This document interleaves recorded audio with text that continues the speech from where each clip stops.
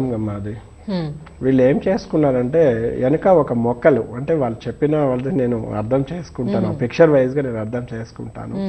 మొక్కల కోసమని వీళ్ళు దక్షిణ భాగంలో ఏం చేశారంటే కొంత ఖాళీ స్థలం వదిలేశారు. ఆ తర్వాత ఎవరు వాళ్ళని వీళ్ళని వాస్తు వాళ్ళని తీసుకొస్తే ఎవరిని ఏమంటారంటే అమ్మ నైరుతిలో ఖాళీ స్థలం ఉండకూడదు, ఇదంతా కప్పు వేసుకోండి అని అంటుంటారమ్మ. ఆ కప్పు వేసిన తర్వాత వాళ్ళ హస్బెండ్ చనిపోయారని చెప్తున్నారు. నేను చెప్తుంటానమ్మా, ఎప్పుడు కూడా వాస్తు సవరణలు తొందరపడి చేయకండి. అక్కడ వాస్తు అవసరం, ఎందుకు కప్పు అవసరం అమ్మ, కానీ దానికి అధిష్టాన దేవత నీరుతి ఒక రాక్షసుడు. ఆయన మనకు మంచి ఫలితాలు ఇవ్వాలి అంటే మనం ఒక శాస్త్రీయ పద్ధతిలో వెళ్ళాలి.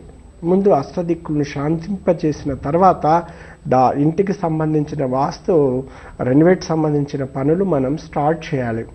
అలా కాకుండా మన ఇష్టం వచ్చినట్టు సమయము సందర్భం ఏమీ చూసుకోకుండా నైరుతి కప్పు ఉండాలని వెనక ఒక 2 రూములు మళ్ళీ పోర్షన్ వేసుకొని ఆగ్నేయంలో వంట చేసుకున్నా కూడా ఎందుకు మనకి ఇలాంటి జరుగుతాయంటే నైరుతి నిర్మాణము మనం ఎప్పుడైతే సగ నిర్మాణం గావించిన తర్వాత వెనక వైపు శాస్త్రం దక్షిణ భాగం వెళ్ళొద్దని ఆల్రెడీ శాస్త్రం అంటుందన్నమాట. కట్టుబడి కూడా మనం నిర్మాణం చేసుకునేటప్పుడే దక్షిణ భాగం నుంచి కట్టుకుంటూ పోవాలి.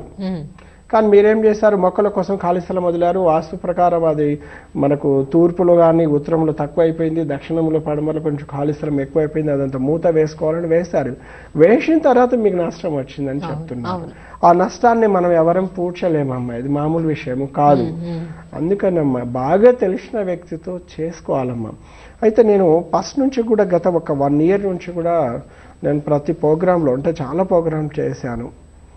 వాస్తు దోషాలు ఉన్నాయని తొందరపాటు నిర్ణయాలు తీసుకోకండి. ఒక సరైన బాగా తెలిసిన శాస్త్ర నిపుణులను తీసుకెళ్ళి చూపించండి. ఎందుకంటే మనం ఈ పని చేస్తుంటే ఏం నష్టం వస్తుందో ముందే చెప్పగలగాలండి ఒక నిపుణుడు. అమ్మ మీరు ఇది వేస్తుంటే ఇగో ఫలానా బైక్ మీద వెళ్ళకండి కప్పు పడినంత వరకు, ఈలోపు మీరు ఈ విధంగా అత్తగారింటికి ఇలా వెళ్ళకండి అంటే కొన్ని విషయాలు ఉంటాయమ్మా. ఇలాంటి మేము చెప్తాము. అది ఆ నిర్మాణం ఆ కప్పు అయిన తర్వాత మీరు పాటించాల్సిన ఈ నియమాలు. ఎందుకంటేనమ్మా దక్షిణ భాగంలో మనం తర్వాత నిర్మాణం చేసుకొని కలుపుకుంటే ఆ భాగము లోపల కలవదమ్మా. ఇప్పుడు ఏదైనా గృహము కూడా ఒక మనిషి లాంటిది.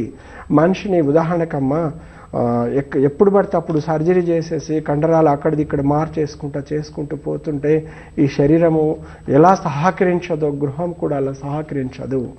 అందుకనమ్మా ఇలాంటి ఎవరు కూడా తొందరపాటు నిర్ణయాలు తీసుకోకండి. ప్రతి దోషాన్ని మనం తప్పనిసరిగా అష్టదిగ్భావనలతో నివారించుకోవచ్చు.